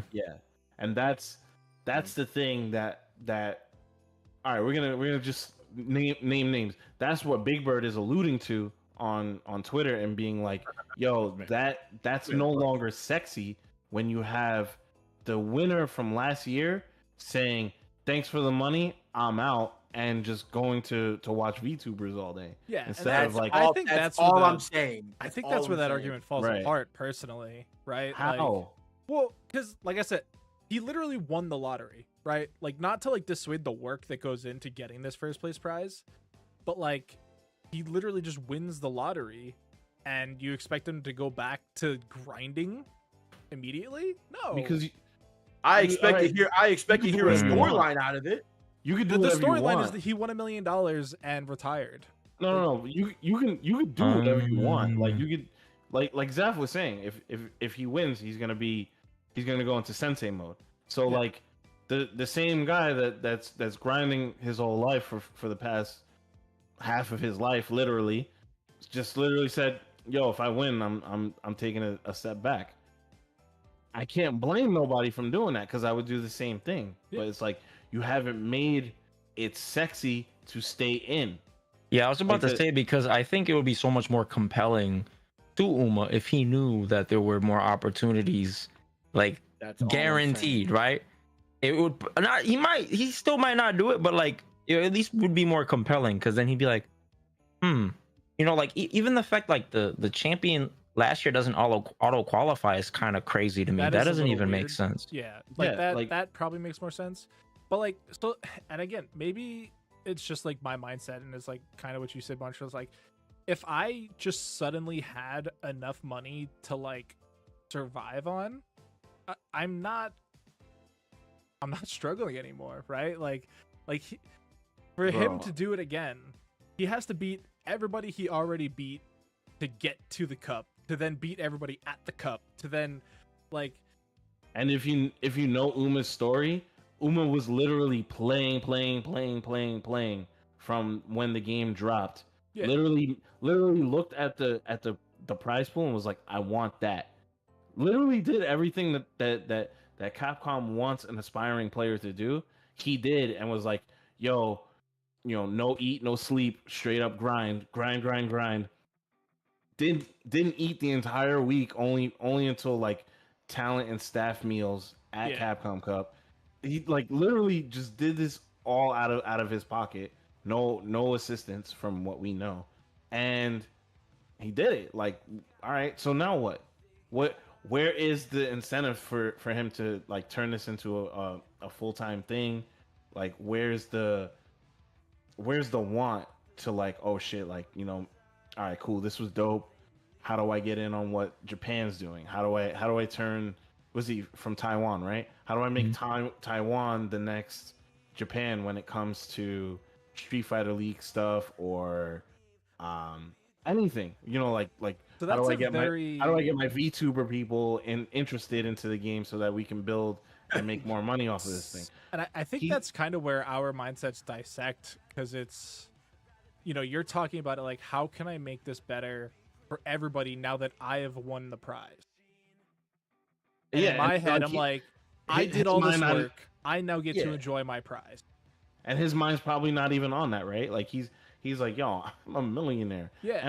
And US dollar goes crazy in my country. Yeah. I don't need any of this. I don't need you. I don't need the stress of not knowing when I'm gonna eat again. Exactly. Because I just did that for the past 365 days. And for Like- Capcom, like, they don't, this is going to sound super shitty, but they don't need him anymore. Like, they don't need that storyline because they can just say, he did this, now it's your turn. And now they get to find somebody new to go that same route. I think need is the wrong word though, in the sense that like, cool, nobody needs anybody here, right? But like the people that are still here, right? The people that want this to become a bigger, more important thing down the line. People that would love to see fighting game esports take that like next step into like something, whatever the next thing is. The you, the me, the Zaf, the Banjo, the top players, whoever, the talent, the staff, all the people that kind of want this thing to take the next leap. Where do we go now? And then what's gonna happen when the next millionaire wins the next tournament? Where is it gonna go now? Because it's like, all right, cool, we have Street Fighter League, but now what, bro? Like, there's no like next thing. There's no, yo, this really happened. We can really sell this story because there's no story after it. Yes, There's no defined story. and that's what makes like the $1 million like not like it did for me personally. It just doesn't make it like doesn't make the $1 million sexy. Sure, like all my troubles are like gone when I get the million, but like as a consumer watching this, it's just like bro, like where'd the $1 million guy go? Like is he just gone? Like is that it? Yeah, because it would have been cool to see him competing this season, right? It would have been like, damn, that's the Right. $1 million man right there. You know what I'm saying? And then Right. you'd be not what really I- interested in that's not what watching I and would think at seeing. all. Win or lose, it would be sick because you'd be like, yo, if he wins, he's like, yeah, of course, it's the $1 million man over there playing with $1 million jury. But if he loses, you're like, damn, where your $1 million at? Like that's a conversation that people can have over and over. Yeah, it's a little toxic, but Yeah, at the same that's definitely time, got to be tough on his mental health. no, 100%. It's all it's Like, Competition is tough though. You don't think it was tough not eating? Well, no, but I mean, would like, argue Right, that it's 70% of like why the reason why he didn't come spin the block. yeah, It's, like it's remember simply because when like Punk fell apart in 2017 after losing Evo, yeah, and that was it a took guy that him- was well taken it care took of. him considering 7 he was- years to get back. Yeah, like he was on So- Echo Fox. Like, Right. So what do you want the millionaire guy to do when he can easily say, "Yo, I'm out of here." Like yeah, like the I say taxes good have on been you, paid man. off. Yeah, Enjoy no, it. I get that 100%. I'm putting the onus on the developers and the community to be like, "Yo, first off, yo, stop trying to sell this dream. You already have a core group fan base that wants this to go a specific way, and there's a way to sell this to make it look right. And you guys are just keep doing. You spin the block to have this millionaire conversation one time for possibly 3 months, 3 months to a year, and then you spin the block again, and now you're out $4 or $5 million on the tournament. I say, fuck the $1 million prize pool for Capcom Cup. It's stupid. Prize pools only get you so far, and it's why like the bigger esports don't always, promote the prize pool itself. Like they're like, bro, you won IEM Cologne. Like that is the chapel right there. I say Capcom focus more on expanding SFL 100%. and try and make it more worthwhile for the teams who invest in that type of program. I think that combine idea is so sick. I think it's sick. I think Like, it's a little FTC Combine? I think it's a little wacky the way there's captains that get to just pick who they want. But Well, I mean that's literally how it's always been and how it should be. Like, at the end of the day, like these people need to sign players, right? Like we shouldn't be leaving it to Capcom to be like, Oh, hey, sure. you play on Cloud9 now. Like, no, man. no, that wasn't what I was saying. I was thinking, like, I come from relegation games, right? Like in League of Yeah, Legends. but you like, have to get there first. You have to Yeah. you have to build the team. Like we're trying to figure out and give people a chance to, show their metal to other orgs and be like, hey, I'm so like this is I don't know how invested you are on this, Seth, but like I would be all over this if I were you, because like this plays like right into your wheelhouse where you're a very strong player. You're a strong team player that knows how to coach and be coached, and you're a marketable person with a personality.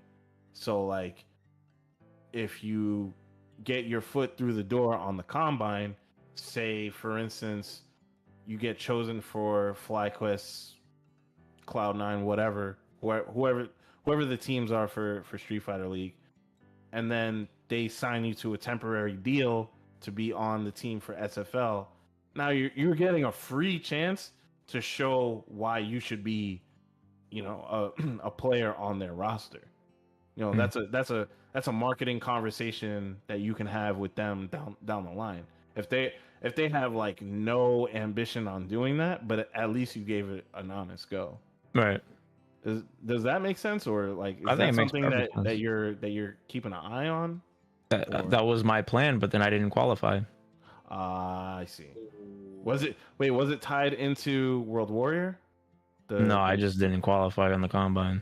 Got you. Damn. Yeah, I lost the to two Combine people was like that its own separate tournament, right? Okay, It was so hosted you- by the team.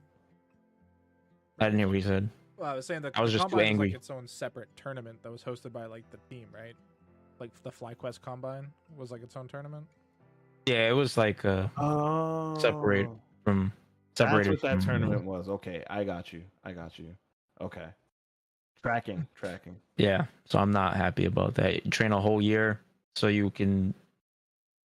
Okay. Well, I'm sorry to reopen that wound. I legitimately didn't know how it was working. Yeah. All right. Well, we get them next time. It should honestly be more. Oh, man, Right. Joe, don't look at me like that. I didn't know how it Like- worked. I didn't know how it worked, man. SFL, like, so from the beginning, SFL's always been such a cool idea, and like there's been stumbles along the way with like the production and how it's done and everything, but like as a promotional tool, it's so good for everybody, and it really should be as much a focus, if not even more of a focus than like, I want to say Capcom Cup, but like that sounds so wrong because it's like, you know, like you said, Bunch, you could take this team of individuals Yeah. and, you know, how they interplay with each other, how they work with each other, if they work with each other, right? Like, did any of you watch the old UFC show where they Ultimate would take Fighter. Ultimate yeah, Fighter. yeah. Like if SFL like did something like that, bro, the amount of content that you could create even online, kind of like Justin's thing. What the heck was that called? Oh, next up. Next Next up was Up. Next great. Up. Yeah, Yeah, Next Up like was more tight. of that. Just, Yeah. just Next up we was need more of that. fantastic. 100%. I Yeah, think this leads into another conversation of just like like FGC does like Yeah. need more content like this like all the time. yeah, More no, positive content. we gotta run this all the way. Oh, back. absolutely. We gotta have like a whole think tank episode for sure. Yeah. For But sure. no, I think so. We've been going for Yeah. 2 We're hours almost now. at 2 hours. Yeah, I think that is a pretty good point to kind of wrap up the night. So I mean, Yeah. Zaffarino, let the people know where they can find you. You can find me on Twitch, Twitter, and YouTube at Zaffarino1. Because if you say it out loud, it makes sense. Oh shit! I never even. I didn't even put that together. I was like, damn, somebody stole Zaffarino from him. He's That's actually No, I actually have the original Twitch account. I have the so original Zaffarino stupid. Twitch account. I just never I'm bothered so to change it. stupid, bro. Whatever. All right, good Made shit. it man. smile. Definitely check out Zaffarino on all of the socials. And then for those of you that are here for Casabunch, be sure to tune in tomorrow, 8 p.m. on twitch.tv/Casabunch. We'll be running our special game day event, this time featuring UNI2. We are going to have Jadelyn and Lennox on for commentary, so that's going to be a super fun time. Yeah. And I'm excited about that. So tune in, like I said, tomorrow, 8 p.m. And Oh, other than that, Also, real quick, we're giving free registration to the winner of that tournament to go to East Coast Throwdown and Climax of Night. So if you win, we'll just make sure that you're good to go on Start GG. All you got to do is get there, and then we're gonna give away registration to ECT or Climax of Night via Matcherino contribution. So if you contribute $5 into the Matcherino, we will give a lucky winner. That'll enter you into the giveaway. That'll be one entry into the contributions for East Coast Throwdown or Climax of Night. and I apologize. It'll be two raffles. We don't. Oh, I do have the flyer. I didn't get it to you in time. So tune in tomorrow for game day Yeah. so you can see it. Yeah, for sure. Climax of Night 6. Shout out to the homie Shinobi. Shout out to the homie Zaf. Zaf, thank you so much for being on the show, homie. I always love talking to you because it's always some insightful shit, and I always feel like you're on one side of the spectrum and I'm on the other one, and we always have like good positive debates on stuff, but it's usually us agreeing on a lot of it. So I can't wait to have you on the show again, and we can kick it and talk some more. Thank you guys for having me. I appreciate you guys. I appreciate all the good work you guys have been doing since the pandemic, and holding us down, because who knows where the FGC would be without tournaments like Casa, man. Yeah, I don't know where I would be either, to be brutally honest. But yeah, thank you guys, and we'll see you on the next one. Peace. Oh, I got to supplement more. Peace.